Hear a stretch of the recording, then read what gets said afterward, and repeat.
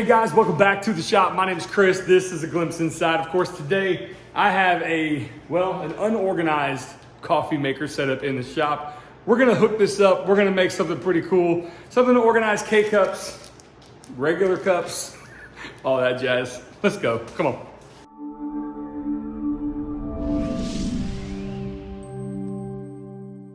Okay, so let me give you why I have this coffee setup in the shop instead of in the house. There's two reasons. The first one, my wife, I love her to death, but she doesn't like coffee makers in the house. She feels like they are, well, I guess you would call it a pest attraction. I think she had a bad experience once. Either way, that's fine. I'm gonna keep it out here, which is actually good because my morning ritual before I go to work every day typically was to get up, go to the gas station, and get a cup of coffee. Yep. I'd go in there, get a cup, spend about $2, and I figured, well, it's time to save a little money and also have the same routine. And I was able to do that by incorporating this Ox job site coffee maker, not sponsored of course, a bunch of K-cups from Amazon, and I've got a box of, yep, you guessed it, to-go cups for hot beverages. So we're gonna put this up on the French Cleat wall. It's probably a big surprise, but I think we're gonna make something pretty interesting, at least to dispense the K-cups. Haven't done it yet. Join me along and we'll start the process now. Let's go. Okay, so as this project gets underway, this is really my type of project where you just get into the shop and you just follow your nose, and then your kids follow you in as well. What? Here, you want to shake? Shake, shake.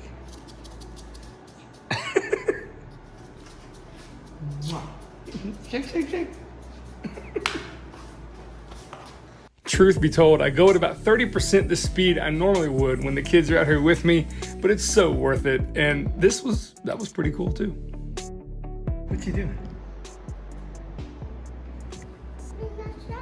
Donut shop? Okay. Well, thank you. Here you go. You can have it. No.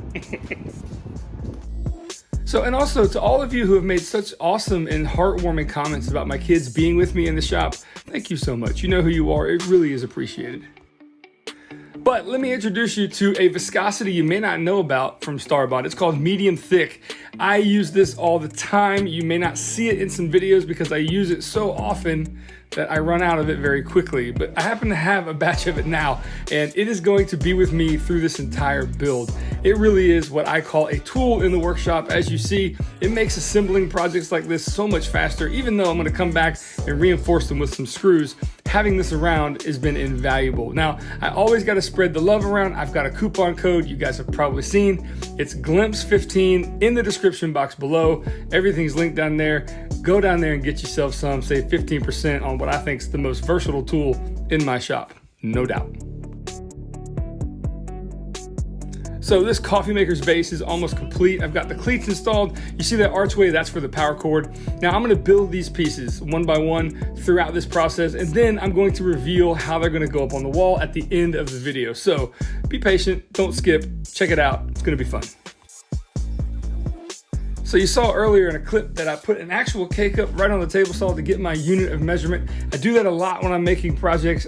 I've even built whole barn door bars that hold little mini refrigerators, and people ask me what the dimensions are. I say, look, I don't know. I just use the refrigerator and go from there. A lot of my projects are done that way, and this is no different. So the back piece was just a little bit larger than needed to be, but that was a quick trim at the table saw. And now we're gonna cut some strips that are gonna be mounted on the front, which are gonna keep the K-cups in place. Doing a simple dry fit and make sure it all looks good, and attach it all with some CA glue and some activator.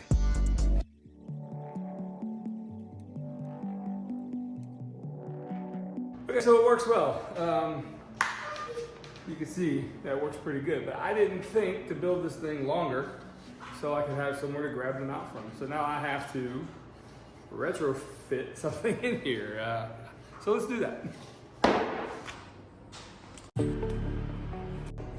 Caribou.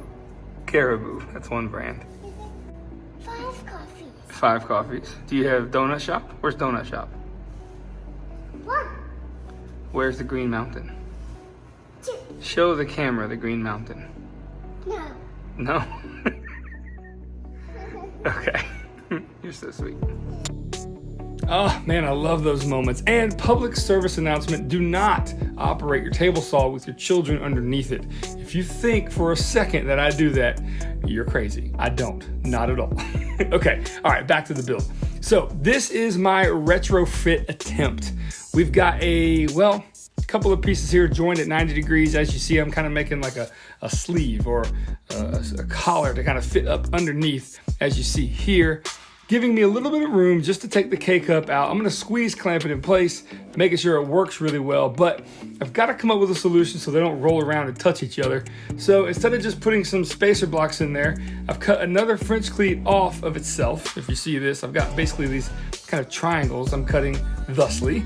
And of course, my little dude has joined me in here, but he doesn't stay very long. He marches to the beat of his own drum for sure, but it's always great to have him around too. So a little sanding and a little CA glue and activator, and those pieces get installed, and those are going to be the separators I need to kind of nestle those K-cups in place. Now I want to tell you guys something real quick on why video production has slowed down over the last week or so. If you just bear with me, I got something to tell you. Okay, let's stop there for just 1 second. Now, during this process in which I was making what you've just seen, I started feeling really, really horrible. We're talking from 12 o'clock till 2 o'clock. I went from having no fever to having 103 fever almost within 2 hours. And what that did, well, I went right to the doctor, and what they're gonna do, they're gonna test me. And we did a flu test, and that came back negative within 15 minutes. So our only option at that point was to test for COVID-19. And so waiting on those results took about 4 days. I lived here in this shop. Luckily, we have HVAC, I've got television, I've got a refrigerator. It's like all this stuff was kind of done maybe for this, but as the good Lord would have it, thank goodness I did not get that virus. It was something else.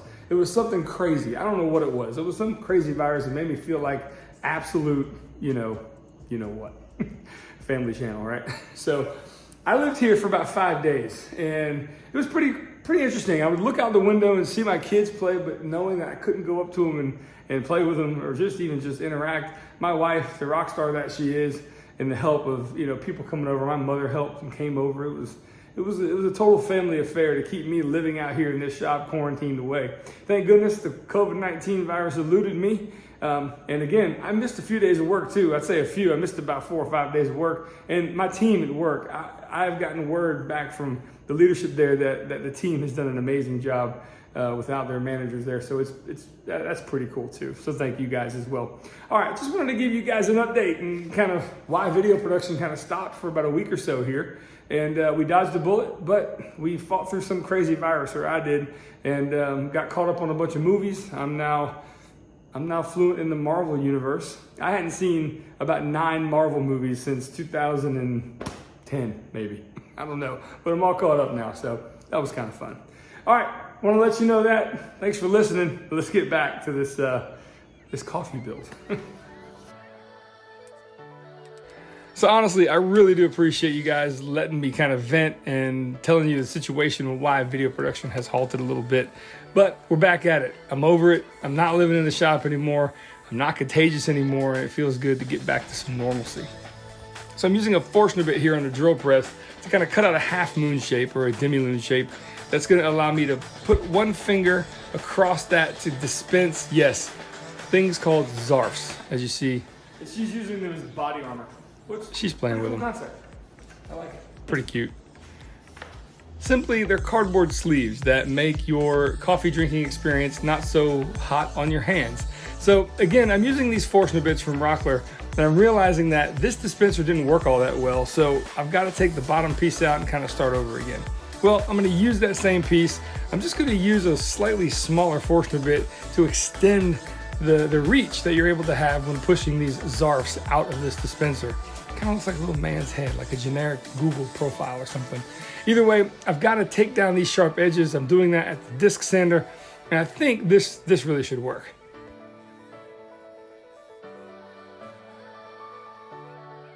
So we're going to tack this piece in place. We're going to put a whole bunch of zarfs in here, and we're going to make a little plunger out of plywood. See how it works. Now I've got enough room to push these pieces all the way through, giving me ample space to go ahead and grab them out one at a time. Not too shabby. All right, moving on, we're gonna install some cleats here like always.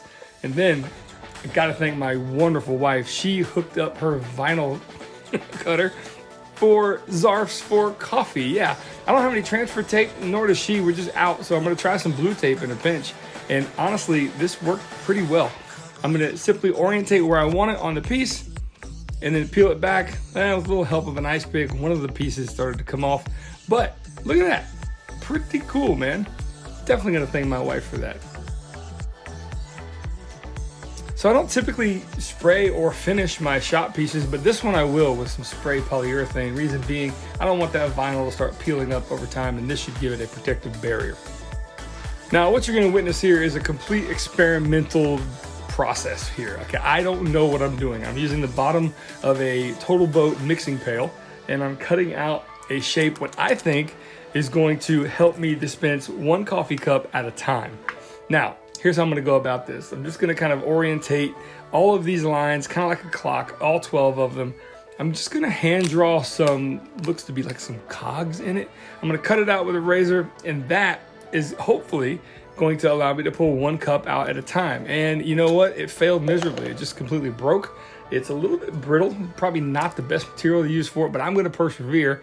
I cut out another piece, as you see behind me, and I've also cut out a ring on the bandsaw. Sorry, no filming of this. I was a little frustrated that the first one didn't work, but that's okay. I'm gonna use some of this 5-minute epoxy, and we're going to just tack this in place with some staples. And yeah, it kind of works, but it definitely needs a little bit more help. So what I'm gonna do is I'm gonna trim off the edge here on the disc sander, and then on the spindle sander, I'm gonna carefully remove some of that plastic material to hopefully give me the best fit possible for 1 cup at a time. And like I said earlier in the video, I'm going to reveal all of these pieces at the end. Don't skip again, okay? Just hang out there with me and watch this process. Now I'm gonna make a simple cavity to hold all these cups. This is the ring that's gonna hopefully dispense 1 at a time, and it's just gonna fit snugly in here, and I'm just gonna tack it in place with 4 brad nails, as you see here. I do need to make a lid for this. I don't want dust going everywhere inside these cups, you know, since they're gonna be stored with the, what is it? The drinkable side up. So I'm gonna make a lid for this, this compartment. Really simple, just some plywood and cut to pieces and sand it flush.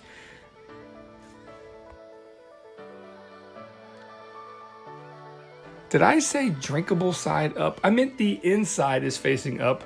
That was the word I was looking for. Okay, glad to get that off my chest. Now, we're gonna put some cleats on like every other piece in this build, and then move my attention to making 1 more piece. And yes, I don't have running water in the shop. That's something I'm gonna do soon, but I'm gonna use these 2.5 gallon water dispensers to keep fresh water here to make coffee. You can pick those up at your local grocery store. Hopefully it's a Publix, if you know what I mean. And I'm just gonna make something to hold this real quick. Now, you can go too fast and you can not think about what you're doing. As you're gonna see very quickly, I'm gonna put this piece together and it looks like it's gonna work well. However, see those little pieces I'm gluing in right there? Well, I just didn't measure those properly. Because you're gonna find out, as I found out when I went to go put the water jug in there, it just didn't fit.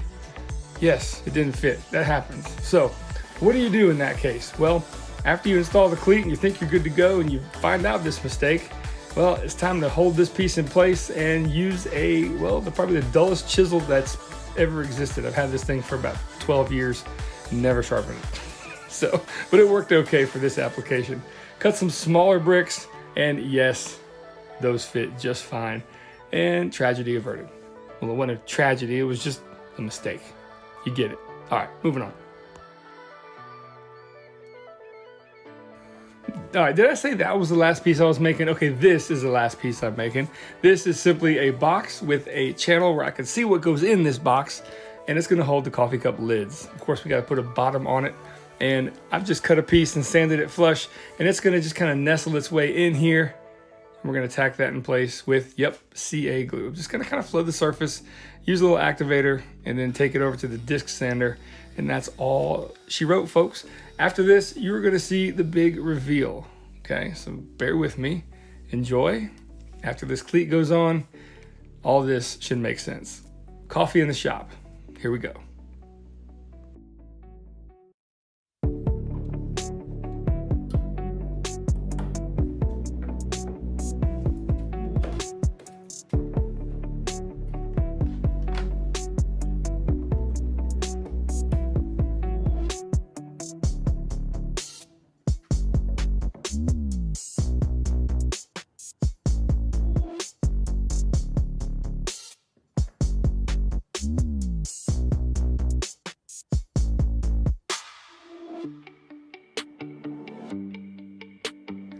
So here comes the moment of truth. Will this work?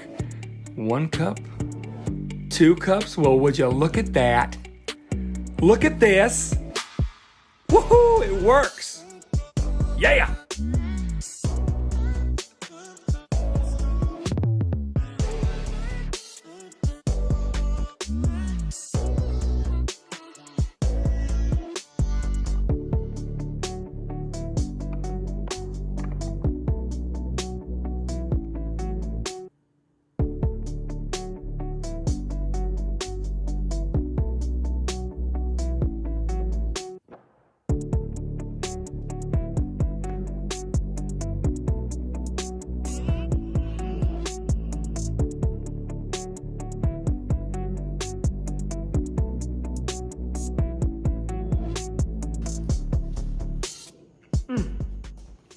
Before I forget, I'm gonna rob Peter to pay Paul here. These are the popsicle sticks used in the epoxy center that's on the French cleat wall.